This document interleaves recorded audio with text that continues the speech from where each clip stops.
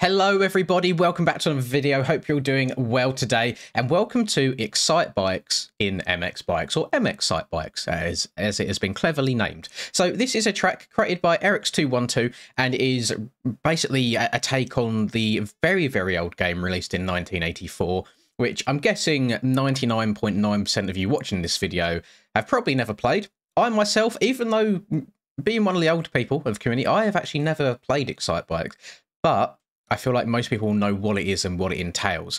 So as we fly around here, just picking up on stuff, we've got a nice retro sky in the air to go with the old retro theme. The jumps you'll see, even the singles through these sections, the jumps have got like tops to them. So they're not singles in like traditional sense, but that is exactly how the game was back in the day. That's to replicate it as much as possible. We've also got these like unique lines as well. So if I was taking off this jump right here, let's say, I could either land on the right side and downside this, or I could land on the left side and step onto this little object bridge here and hop on and off. So we've got some very unique alternative lines here. And even seeing some of the split lanes like this, I'm surprised that this is a model. I thought this would be done with dirt rather than a model itself, but it's just really cool. And if anything, it's a little bit of an easier way of creating alternative lines by just going out there and doing stuff that doesn't usually get done. So we've got 20 gates, I believe, all working. Timing should all be good as well. The soil is soil. It's not soft soil, so it's going to be a little bit slipperier than usual, but that was done intentionally to make it a bit more technical. And I'm interested to see how this is going to ride, especially with these on-offs, and you see how peaky the jumps are as well. So I'm going to have to be very precise, be a little bit careful. This is all going to be first impressions as well. So if there's a handful of crashes at the beginning, then so be it. But I like learning tracks with you guys for the first time. So without further ado, let's spin some laps, see how she rides. And I just need some more practice because later today, I've got to go do Unadilla and try and hold on to the red plate. All right, starting inside this stadium here, I believe this is the custom stadium that Red Rider released for the public, like a freebie. Which way do I go is the question. So that's more pits around there. We're not going to go and venture off in the distance too much. There may be some hidden Easter eggs here and there, but for right now, we're just going to work our way over to the track. But the pits already feel nice and full, feels quite lively. The bows, really well done. Like we've got almost like some pixelated bows on there. So the start is on the left. I guess we will come around the first corner here, and then it's a case of hopping on. I can already feel the soil instead of it being soft soil. I'm actually going to try and learn the track slower today than I normally do. Usually I just go like full send and see how far I can jump into all the rhythms. Today I'm going to try and take my time, wean myself into it a bit more, and hit this step on. That object actually rides very nicely. Step off. Sometimes if you land on objects too hard, your wheels might like glitch through them, or I've had it before where it's just as soon as you land, like your front end will knife or your back end will slide out with just zero traction. And just on the first pass round through there, that actually felt okay. This lighter dirt is sand. It's got sand traction to it. Jump this. Let's take this object as well. See how this rides. It will whoop and step on to the left side as well. Get some speed. Step off. I'm sure if you wanted to try hard this, I reckon if you had enough speed on one of those ramps, you could like even step off to the side of it early to then downside the jump earlier and go even faster and just save yourself like a valuable tenth here and there. Big old send into this section, Jesus. So these aren't quite, I'm not sure if they're whoops or not actually, but they look slightly too spaced out to be whoops and then a little bit too close to be like rollers or singles. Okay, so I want to step over the entirety of this. Let's step over this table and then maybe triple. Yes. I'm pitching the front end down a hell of a lot in the air to make sure that I downside these jumps okay where they're so steep. So do not be afraid of giving it a little bit of a back brake tap from time to time as well. Let's go around to the right. So I want to try and triple into here, or got the back end caught up a little bit, and then step up, step over. I reckon you can downside that jump that I just cased, but then you'd end up singling into the corner. See, there's going to be a lot more thought process going into this than what I usually have with learning tracks. Usually on the like replica Supercross tracks, it's if you can quad in, you quad in. If not, you triple, and then basically triple your way through the rest of the section. There's just so much more uniqueness to this. I do think 450 will be the move, not only just from the perspective of being able to jump as far as you can, but when it comes to this soil traction as well, on the 450, where you can just kind of slowly roll on the throttle, I think it's much more beneficial than where you have to try and rail corners on the 250, if that makes sense. So if we step all the way up and over that, downside it to here, step over this table, dab the brake, triple, pitch your front end down again, single into the turn. I actually quite like jumping onto this right here. I think this is much better. Then you can stay nice and low. Stepped off a bit too quickly there. Also say you stay nice and low and go on top of the two tables and then jump all the way out into the corner. So it's like your momentum's constantly going forwards rather than going up in the air. Can we step all the way? Oh, I don't know if that's possible to step all the way up on top of that. Try it again next to that. It might just be a case of absolutely greasing the jumps and just getting them perfect. We'll go over here. If you want to, you could kind of like chop and change from side to side. So I went from left side to right side there. There might be circumstances where it works for you. In that case, there it actually makes it slower. I'm just going to double over this because I overjumped the finish line. I'm going to take the inside here this time. We've not taken the inside yet. Go your yeet. Don't know if that's a triple or a quad. I lost count. And then through these little rollers. Not sure if these are braking bumps or are meant to be little singles as well, but they're there. How far? Let me just test this. Ooh, do you reckon? You reckon that's doable? I'll try it one more time. We may as well. We might as well have some fun with it as well. Oh, both so. Thank you. We'll go straight. There we go. Right, so what gear am I in? I'm in second gear. If we whack it up into third, all the way around the outside, bales don't have collisions on them, which is nice. Big send. Oh, perfect. Pitch the front end down, then it's like a quad, and then a double into the corner. Not too bad at all. Didn't have to cut the track or anything. What about this? Big send. Might be able to step onto that table all the way from there as well. See that now? Oh, up. Thank you very much, Eric. I appreciate you. Love seeing that. Got myself, Reaper, and Smokester on the bales as well. We love to see it.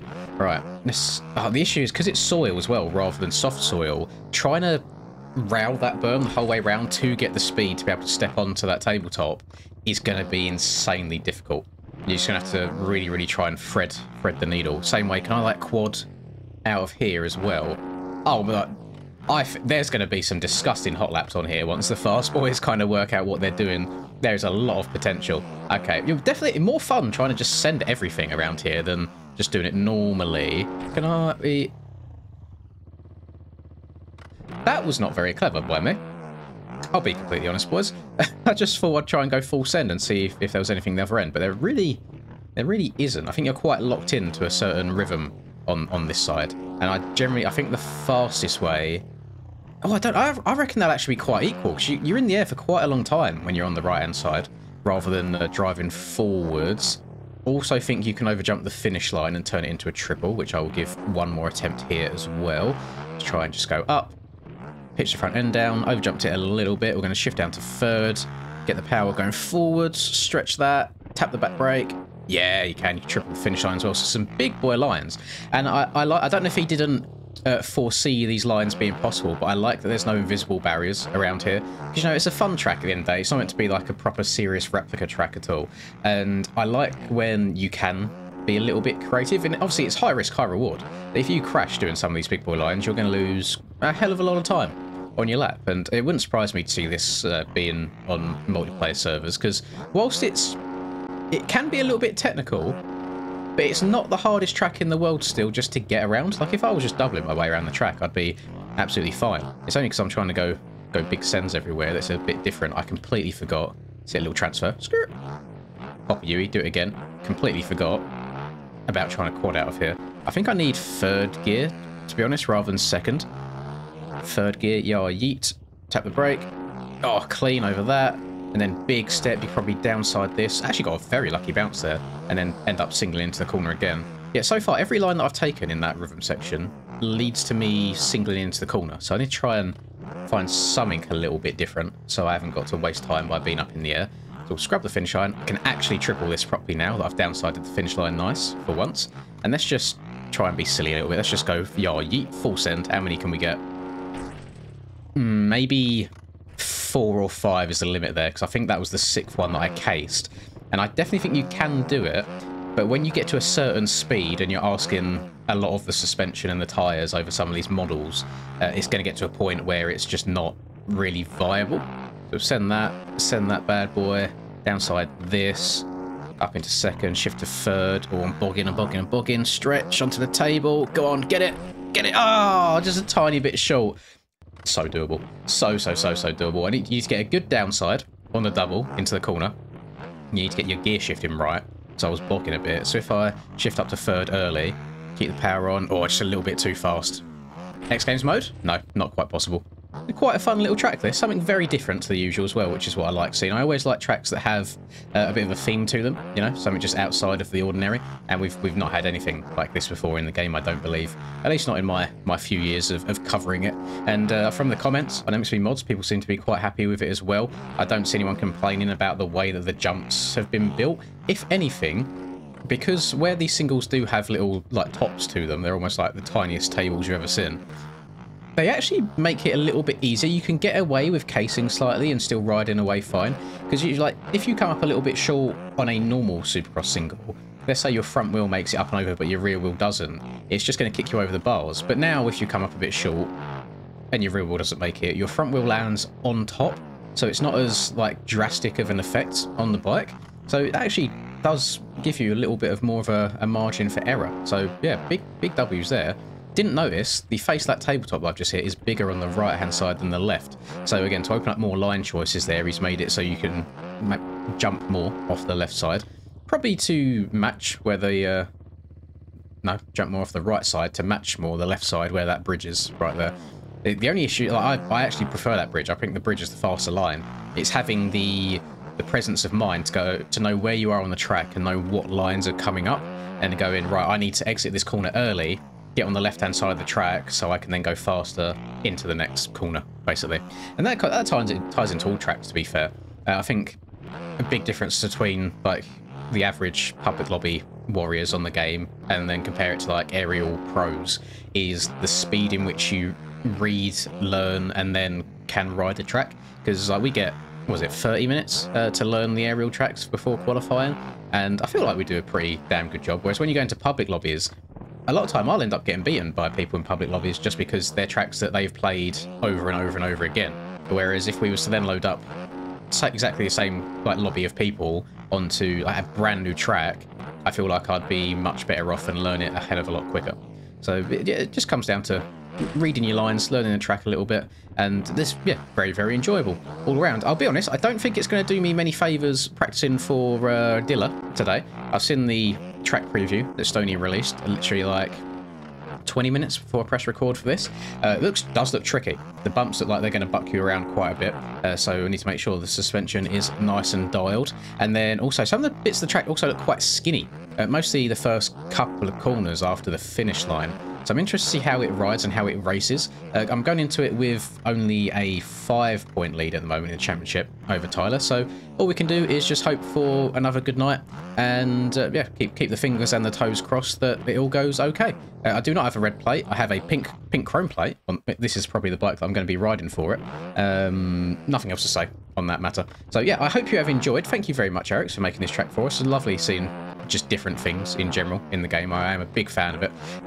It breaks up the monotony of just, you know, like cookie cutter tracks. So I love seeing something different. And thank you for doing it for free as well.